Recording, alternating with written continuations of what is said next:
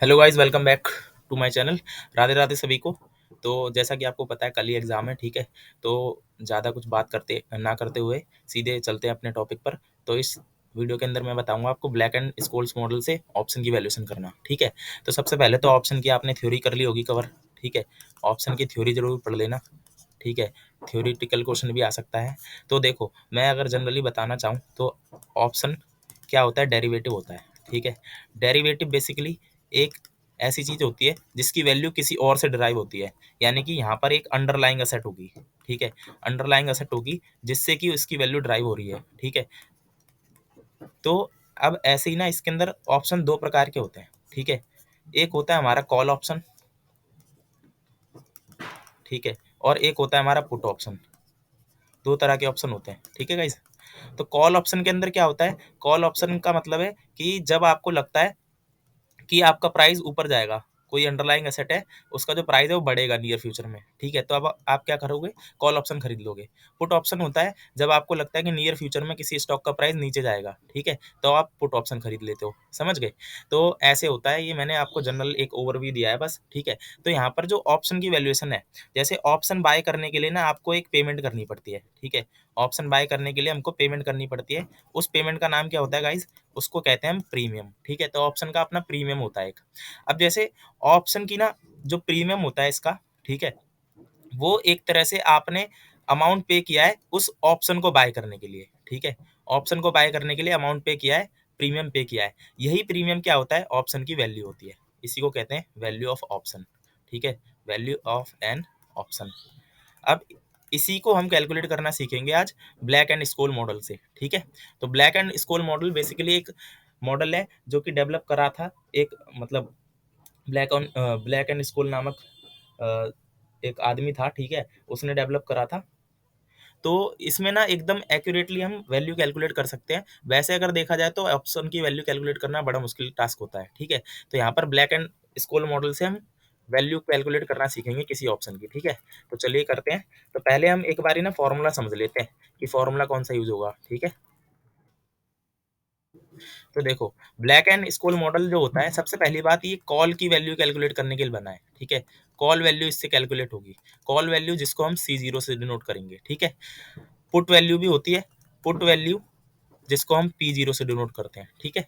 यहाँ पर कॉल और पुट के बीच में, ठीक है, कॉल और पुट के बीच में एक रिलेशन होता है। इसको डिफाइन करने वाली भी एक थ्योरी है, वो भी काफी इंपॉर्टेंट है, लेकिन मैं उस पर नहीं जाऊंगा, ठीक है। उसका नाम है पुट कॉल थ्योरी, ठीक है। Put call parity theory. तो पुट कॉल पैरिटी थ्योरी का यूज करके, ठीक है, जब आप एक बारी पुट कॉल पैरिटी थ्योरी की मदद से आप क्या कर सकते हो कि जब आपने एक बारी कॉल ऑप्शन की वैल्यू कैलकुलेट कर ली है, तो आप पुट ऑप्शन की भी वैल्यू कैलकुलेट कर सकते हो। एक इक्वेशन है, उस इक्वेशन पे बस आपको वैल्यू रखनी होती है, ठीक है। तो आप सीधे सीधे कॉल ऑप्शन से पुट की वैल्यू पे चले जाओगे, ठीक है। तो यहाँ पर फॉर्मूला मैं पहले इलेबोरेट कर देता हूँ कि फॉर्मूला क्या है, कैसा है, ठीक है। तो यहाँ पर सबसे पहले देखो, यहाँ पर जो वैल्यू ऑफ कॉल है, ठीक है, वैल्यू ऑफ कॉल बराबर होता है। देखो यहाँ पर ना दो तरह के प्राइस होंगे आपके, ठीक है। एक होगा आपका स्पॉट प्राइस, ठीक है, स्पॉट प्राइस इसको कहते हैं, या स्टॉक प्राइस कह लो इसका। स्टॉक प्राइस हो गया किसी अंडरलाइंग एसेट का। और दूसरा हो गया एक्सरसाइज प्राइस, कि आप क्या उम्मीद लगा रहे हो कि प्राइस ऊपर जाएगा या नीचे जाएगा। तो वो जो प्राइस होगा, जिस प्राइस तक आपका स्टॉक जाने वाला है आपको लगता है, ठीक है, वो आपका एक्सरसाइज प्राइस है, एक्सरसाइज प्राइस कहलाएगा, ठीक है। Exercise price, okay. तो यहाँ पर value of call option calculate करने के लिए आपको S0 इंटू में ND1, ठीक है। ND1 आपका किसके साथ जा रहा है, ND1 आपका जाएगा स्टॉक प्राइस के साथ। और यहाँ पर फिर माइनस करेंगे इसमें से क्या, माइनस करेंगे present value of exercise price, ठीक है। एक्सरसाइज प्राइस आपका क्या है, एक फ्यूचर प्राइस है, ठीक है, फ्यूचर प्राइस है, ये अभी एक्चुअल में है नहीं। तो इसको प्रेजेंट वैल्यू पे लाना पड़ता है। तो प्रेजेंट वैल्यू पे लाने के लिए इसको डिस्काउंट करना पड़ता है। यहाँ पर ना हम नॉर्मल डिस्काउंटिंग नहीं कर सकते, जैसे हम बॉन्ड वैल्यूएशन वगैरह में, इक्विटी वैल्यूएशन वगैरह में करते हैं। तो यहाँ पर जो होती है कंटिन्यूस डिस्काउंटिंग होती है, ठीक है। तो कंटिन्यूस डिस्काउंटिंग के चलते यहाँ पर हमें एक्सपोनेंशियल का यूज करना पड़ता है। तो e⁻r_t, ठीक है, यहाँ पर आ जाएगा e⁻r_t। तो ये क्या हो गई हमारी present value of exercise price, present value of exercise price हो गई है, ठीक है। ये निकालनी है पहले। और फिर इसमें आप इंटू करोगे ND2 को, ठीक है, ND2। अब ये जो ND1 और ND2 है, ठीक है, यही इसके अंदर मेन फैक्टर है, ठीक है, बाकी तो सब सिंपल ही है ना। अब देखो यहाँ पर सबसे पहले आपको क्या करना है, स्टेप्स बता देता हूँ। ये आपको फॉर्मूला बता दिया मैंने, ठीक है। इस फॉर्मूला में ये आपका क्या है, ये आपका स्टॉक प्राइस है, ठीक है। स्टॉक प्राइस जो गिवन होगा, मार्केट प्राइस। ND1 आप कैलकुलेट करके निकालोगे, ठीक है। ये आपकी क्या हो गई, present value of exercise price. E exponential है, ठीक है। आर, आर का मतलब हो गया रेट, ठीक है, रेट यानी कि रिस्क फ्री रेट जो दे रखा होगा आपको क्वेश्चन में, ठीक है। और ये टी जो है आपकी टाइम वैल्यू है, मतलब टी मतलब टाइम, कितना एक्सपायरी में टाइम कितना है, ठीक है, मतलब कब एक्सपायर होगा वो ऑप्शन, एक्सपायरी में टाइम कितना है, ठीक है। और ये आपको ना, जैसे कि अगर मान लो डेज में दे रखा है तो आपको 365 से डिवाइड कर देना है, ठीक है। और अगर मंथ्स में दे रखा है तो आपको जो मंथ्स होगा जो भी, ठीक है, उसको डिवाइड करना है 12 से, समझ गए। फिर लेना है आपको ये टाइम यहाँ पर, ठीक है, जब भी आएगा टाइम, ये यहाँ पर जो यूज हो रहा है ये टाइम ऐसे लेना है आपको, ठीक है। अब फर्दर और देख लेते हैं। तो इसके अंदर देखो स्टेप्स क्या क्या क्या रहेंगे हमारे, ठीक है। Steps to calculate, calculation of call value, ठीक है। कॉल ऑप्शन की वैल्यू कैलकुलेट करने के लिए क्या स्टेप्स रहेंगे हमारे, ठीक है। तो सबसे पहला स्टेप हो गया, सबसे पहले स्टेप में हम क्या करेंगे, calculate value of D1 and D2, ठीक है, value of D1 and D2। तो D1 और D2 की वैल्यू कैलकुलेट करनी है। यहीं पर आपको दूसरा फॉर्मूला यूज करना है एक, ठीक है। तो D1 की वैल्यू होगी नेचुरल लॉग, ऊपर देखो ऊपर जाएगा इसमें S0, नीचे आएगा E, ठीक है, यानी कि S डिवाइड बाई ई, ये हो गया आपका स्टॉक प्राइस, ये हो गया एक्सरसाइज प्राइस, ठीक है।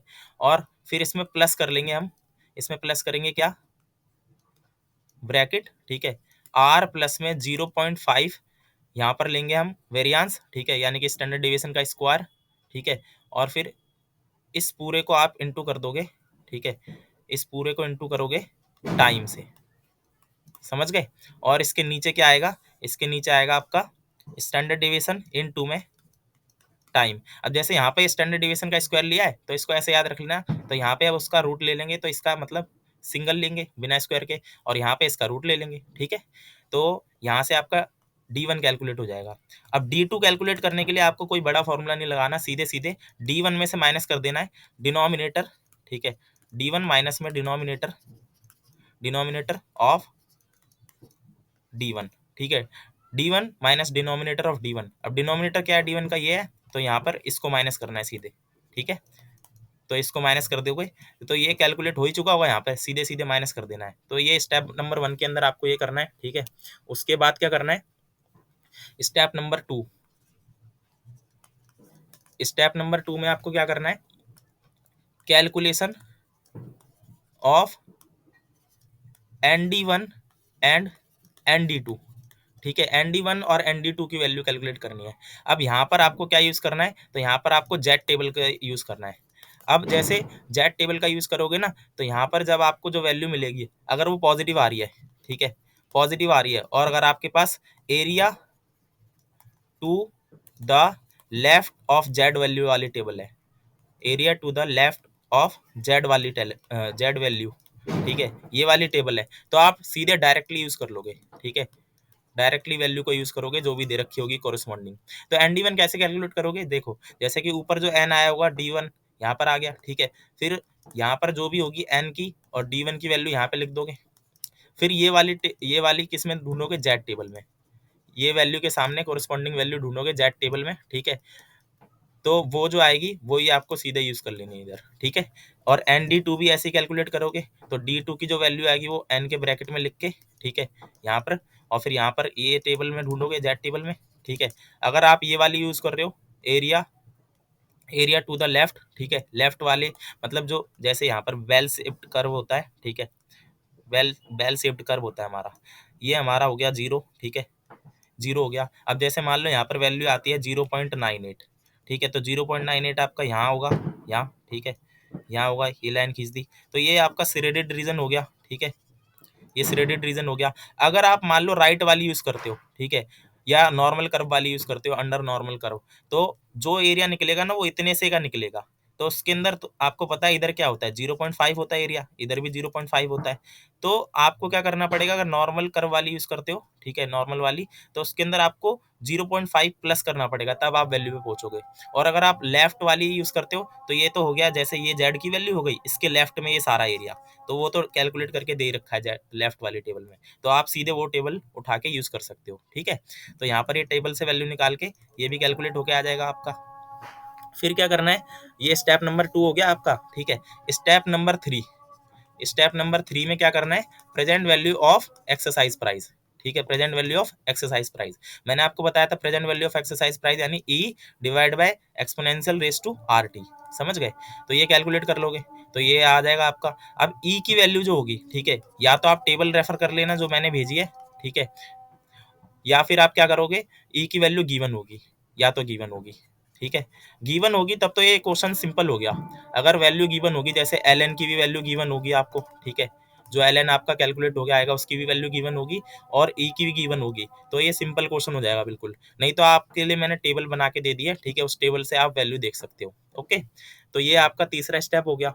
अब आप क्या करोगे फोर्थ स्टेप में, स्टेप नंबर 4, तो स्टेप नंबर 4 में आप सीधे सीधे कॉल की वैल्यू कैलकुलेट करोगे। कैसे, फॉर्मूला लगा दोगे, कॉल इज इक्वल टू, मैंने बोला था स्टॉक के साथ क्या जाएगा, ND1 जाएगा, स्टॉक के साथ क्या जाएगा, ND1, ठीक है, और यहाँ पर माइनस में present value of exercise price, जो कि कैसे कैलकुलेट करते हैं, e divide by e raise to power are t, ठीक है, और यहाँ पर इसके साथ क्या जाएगा, ND2 जाएगा, समझ गए। तो ये सारी वैल्यूज आप ऊपर कैलकुलेट कर चुके हो, तो सारी वैल्यू यहाँ पर क्या करेंगे, पुट कर देंगे, और यहाँ पर सारा कैलकुलेट करने के बाद आपको क्या मिल जाएगी, कॉल की वैल्यू मिल जाएगी, समझ गए।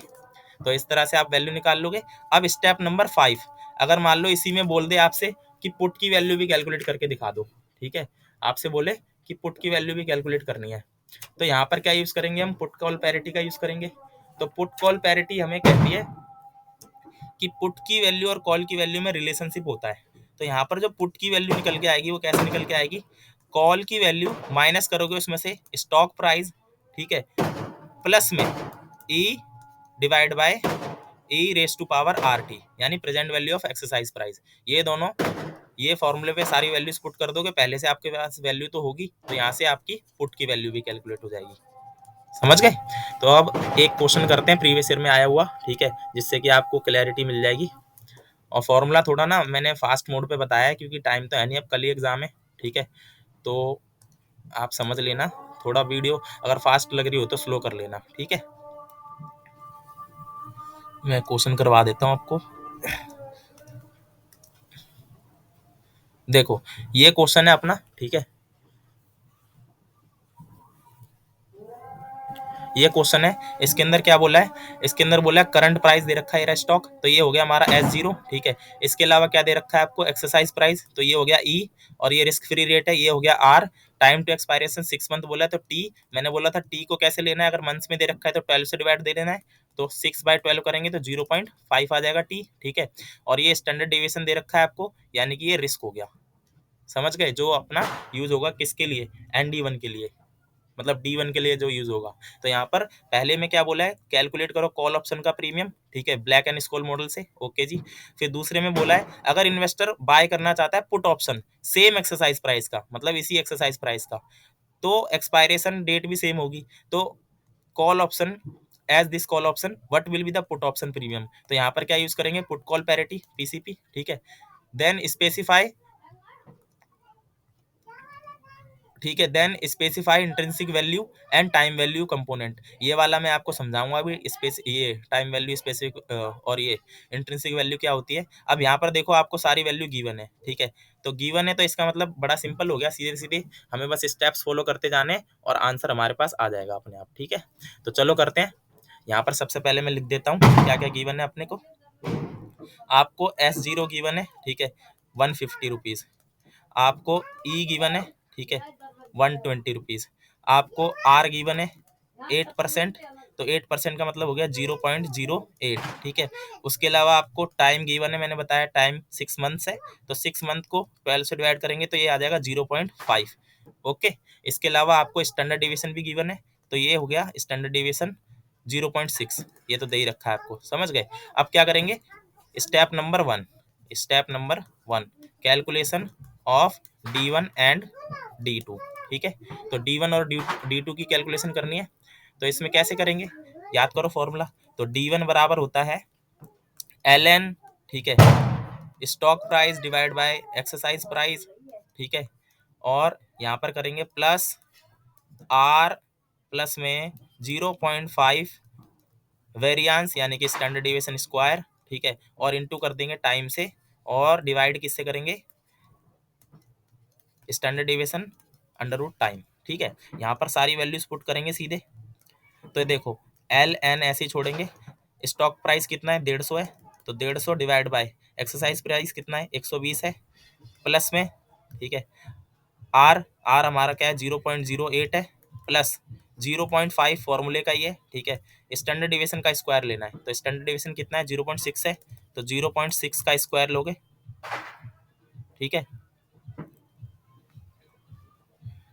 तो यहाँ पर 0.6 का स्क्वायर लेंगे। अच्छा हाँ, 0.6 का स्क्वायर लेंगे,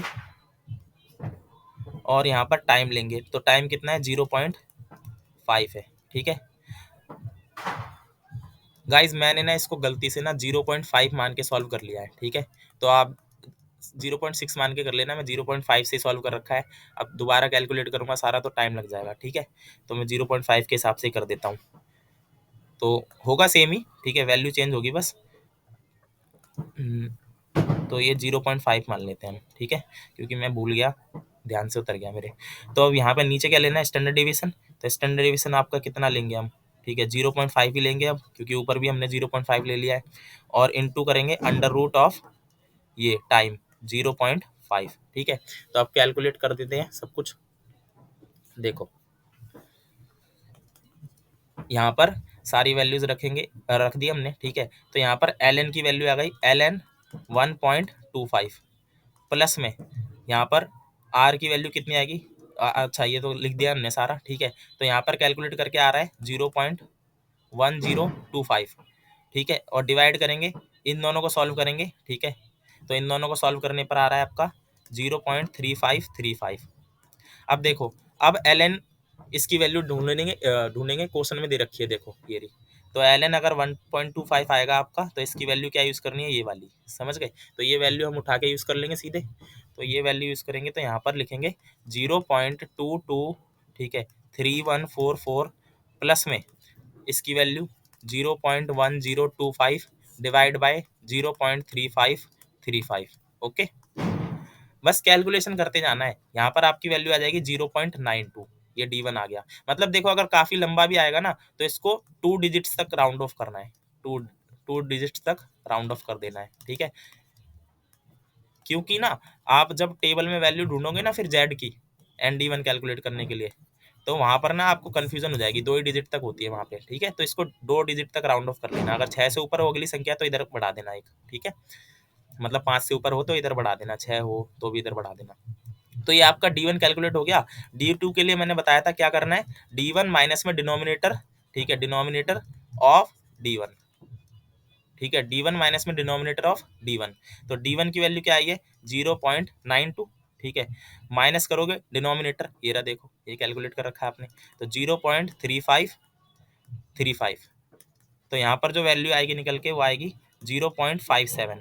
ठीक है, यहाँ पर भी दो डिजिट तक राउंड ऑफ कर दिया है। अब यहाँ पर कैलकुलेट, स्टेप नंबर हो गया आपका 3 स्टार्ट, सॉरी स्टेप नंबर 2।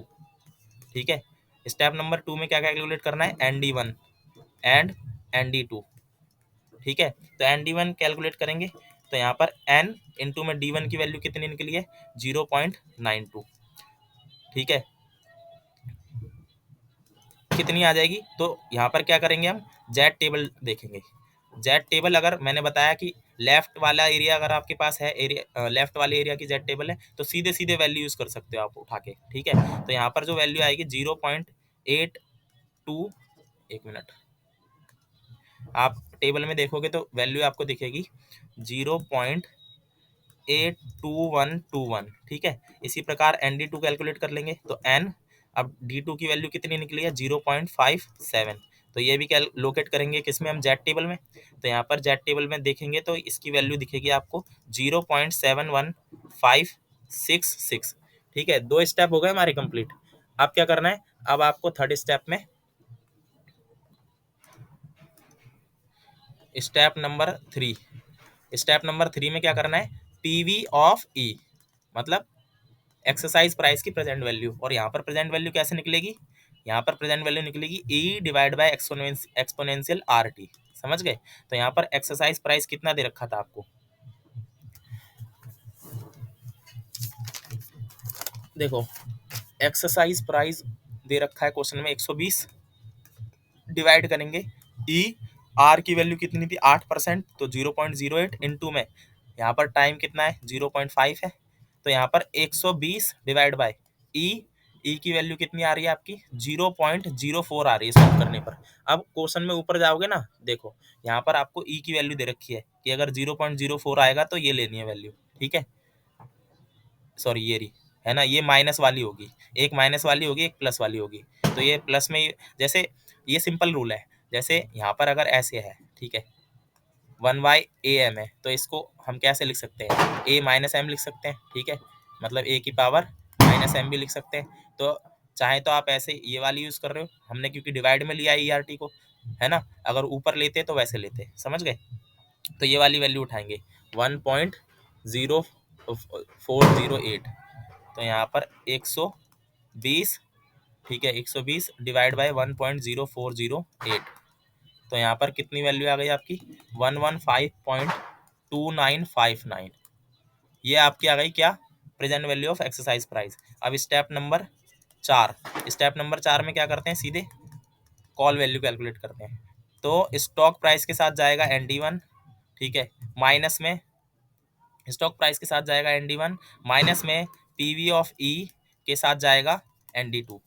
ठीक है, अब यहाँ पर S0 कितना है आपका 150 दे रखा है क्वेश्चन में, इनटू में ND1 की वैल्यू ऊपर देख लो। ठीक है, ND1 की वैल्यू ये रही, तो 0.8212, ठीक है 1, तो यहाँ पर लिखेंगे 0.82121, ठीक है, माइनस में पीवी ऑफ ई ये रहा ऊपर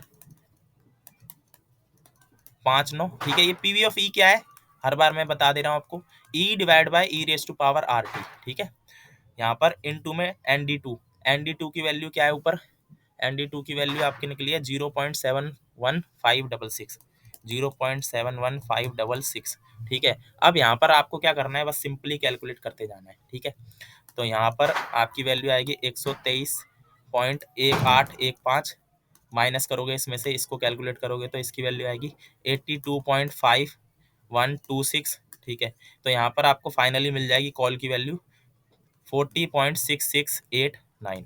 समझ गए, ये आपकी वैल्यू आ गई। तो ये हमारा फर्स्ट पार्ट हो गया कंप्लीट। स्टेप्स याद रखने हैं, फॉर्मूला याद हो जाएगा, ये वीडियो देख लेना बस। ठीक है, मैंने 3-4 बार एक्सप्लेन कर दिया फॉर्मूला। तो यहाँ पे बोला है सेम प्राइस की है, मतलब सेम एक्सरसाइज प्राइस की सेम एक्सपायरेशन के साथ पुट ऑप्शन निकालना है। तो पुट ऑप्शन निकालने के लिए मैंने बताया पुट कॉल पैरिटी का यूज करेंगे। तो इसका दूसरा पार्ट जो होगा, ठीक है, इसका दूसरा पार्ट कैलकुलेट करने के लिए हम क्या करेंगे, पुट कॉल पैरिटी का यूज करेंगे, पुट कॉल पैरिटी।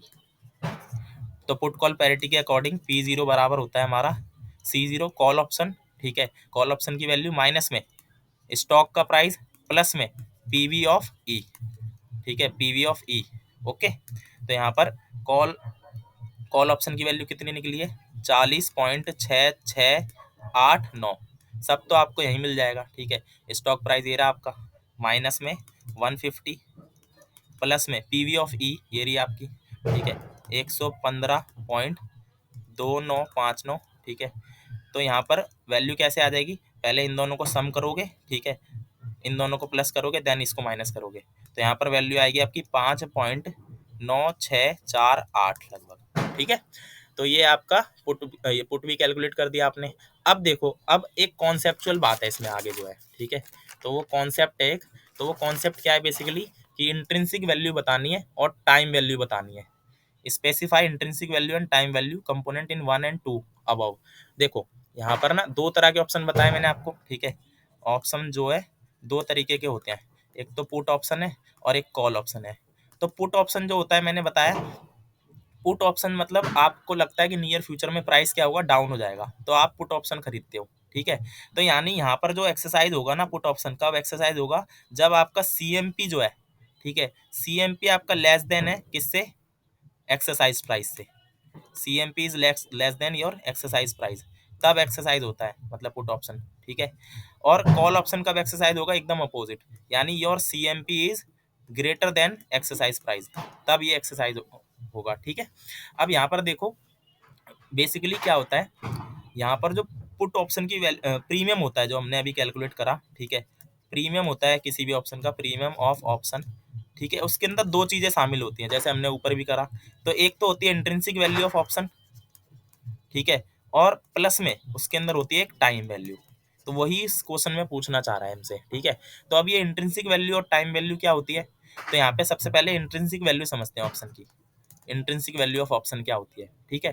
तो इंट्रिंसिक वैल्यू को ही हम कहते हैं ग्रॉस पे ऑफ, ग्रॉस पे ऑफ, यही आपकी ग्रॉस पे ऑफ होती है, ठीक है, इसी को ग्रॉस पे ऑफ वैल्यू भी कहते हैं ऑफ एन ऑप्शन। इसको मैं एग्जांपल से समझाता हूँ आपको, ठीक है। तो यहाँ पर बेसिकली क्या है, ये बराबर होती है किसके, सी एम पी माइनस में एक्सरसाइज प्राइस के, यही आपकी आईवी है किसी भी ऑप्शन की।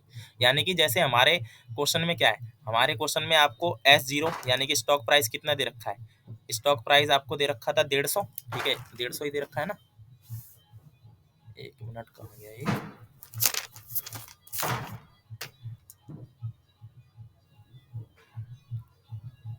हाँ स्टॉक प्राइस आपका 150 दे रखा है, ठीक है, माइनस में एक्सरसाइज प्राइस कितना दे रखा है हमको, एक्सरसाइज प्राइस दे रखा है आपको 120। तो यहाँ पर इंट्रिंसिक वैल्यू क्या है इसकी, 30 है। अब देखो अगर ये कॉल ऑप्शन है, क्या ये एक्सरसाइज होगा, देखो पहले तो चेक करो। अब यहाँ पर हमारा कॉल ऑप्शन एक्सरसाइज कब होता है, only when your CMP is greater than the exercise price. अब देखो सीएमपी कितना है, 150 है, एक्सरसाइज कितना है 120 है, क्या ज्यादा है, तो यस ऑप्शन तो एक्सरसाइज हो सकता है, ठीक है, इट कैन बी एक्सरसाइज्ड। अब यहाँ पर जो निकली है ये आपकी इंट्रिंसिक वैल्यू हो गई, ठीक है, ये आपकी क्या हो गई, इंट्रिंसिक वैल्यू। अभी मैंने ऊपर क्या बताया आपको कि प्रीमियम में दो चीजें शामिल होती है, एक तो इंट्रिंसिक वैल्यू ऑफ ऑप्शन और दूसरा टाइम वैल्यू ऑफ ऑप्शन, ठीक है।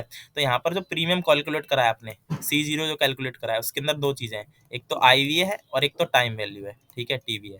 तो यहाँ पर अब कॉल ऑप्शन की वैल्यू आपने कैलकुलेट कर ली, ऊपर देखो कॉल ऑप्शन की वैल्यू कितनी है, 40.668 है, 40.668, ठीक है, 9 ये है। अब इसमें से माइनस करोगे, माइनस क्या करोगे, टीवी, अब सॉरी उल्टा हो गया, एक मिनट, हाँ देखो चलो ऐसा मान लो कि कॉल ऑप्शन इधर आ गया, ठीक है, टाइम वैल्यू कैलकुलेट करनी है तो इसमें से क्या माइनस करेंगे हम, आई वी माइनस कर देंगे, ठीक है।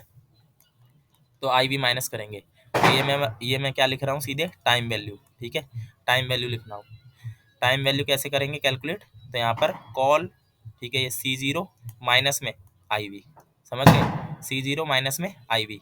तो यहाँ पर देखो इंट्रिंसिक वैल्यू अपन ने कैलकुलेट करी ये रही 30 है ना, तो यहाँ पर माइनस कर देंगे इसमें से 30, तो यहाँ पर आपकी टाइम वैल्यू कितनी निकल के आ जाएगी इस ऑप्शन की, 10.6689, समझ गए, ओके। अब देखो अब यहाँ पर पुट की कैलकुलेट करना है हमें, सेम चीज। तो पुट कब एक्सरसाइज होती है, मैंने आपको बताया, put is exercise when your CMP is less than exercise price. अब सीएमपी कितना है हमारा, ठीक है, सीएमपी कितना है हमारा, सीएमपी इज 150, एक्सरसाइज प्राइस कितना है हमारा 120, क्या ये एक्सरसाइज होगा, नहीं होगा। तो यहाँ पर जब ये एक्सरसाइज ही नहीं होगा तो इसकी इंट्रिंसिक वैल्यू क्या हो जाएगी, जीरो हो जाएगी, ठीक है, इंट्रिंसिक वैल्यू क्या हो जाएगी इसकी, जीरो। लेकिन इसका जो प्रीमियम है, ठीक है, इसका प्रीमियम तो हम पे कर रहे हैं, तो इसका जो प्रीमियम है, ठीक है, इसका प्रीमियम कितना है 5.9648, 5.9648। तो अब ये प्रीमियम जो है, मैंने बताया प्रीमियम के अंदर दो चीजें शामिल होती है, एक तो इंट्रिंसिक वैल्यू होती है, एक तो टाइम वैल्यू होती है। अब ये ऑप्शन तो एक्सरसाइज ही नहीं हो सकता, यानी कि इसको लेने का कोई लाभ नहीं है, ठीक है, कोई फायदा नहीं है इसको लेने का, क्योंकि अभी सीएमपी जो है आपकी ज्यादा है किससे, एक्सरसाइज प्राइस से, जबकि उल्टा होना चाहिए था, तभी एक्सरसाइज होता था, ठीक है। तो यहाँ पर जो इंट्रिंसिक वैल्यू है आपकी, इंट्रिंसिक वैल्यू नेगेटिव नहीं होगी, यहाँ पर इंट्रिंसिक वैल्यू क्या हो जाएगी, जीरो हो जाएगी आपकी, समझ गए, इंट्रिंसिक वैल्यू कैलकुलेट करेंगे तो क्या हो जाएगी, जीरो, ओके। अब यहाँ पर टाइम वैल्यू ही है ये सारी, यानी ये सारी क्या है आपकी टाइम वैल्यू है, समझ गए, ये सारी आपकी क्या है, टाइम वैल्यू है। क्यों? अब इंट्रिंसिक वैल्यू ऐसे कैलकुलेट करने मत लग जाना कि CMP माइनस ई बताया था। मैंने बोला ना कि ये ऑप्शन तो एक्सरसाइज ही नहीं होगा, ठीक है, ये ऑप्शन एक्सरसाइज ही नहीं हो सकता। तो यहाँ पर इंट्रिंसिक वैल्यू कितनी होगी इसकी, 0 होगी। अब अरे यार गाइस,